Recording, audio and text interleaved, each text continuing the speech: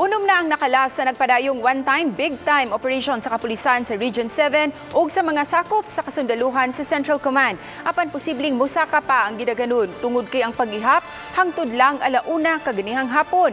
Duha sa 22 ka mga dinakpan, mga barangay kapitan sa Gihulngan City. Gawa sa Gihulngan, gipahigayon usab ang one-time big time sa mga lungsod sa Mabinay, La Libertad ug sa Santa Catalina. Nakasakmit ang kapulisan ug kasundaluhan og 21 ka mga armas, 3 ka granada, 120 ka mga bala.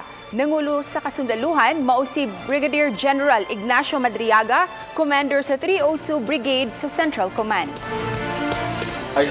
Yes. Ano po nangyari? Ba't may mga patay tayo? Of course, the search ng impalabi na kuan, the shoot it out with the police, the resisted arrest.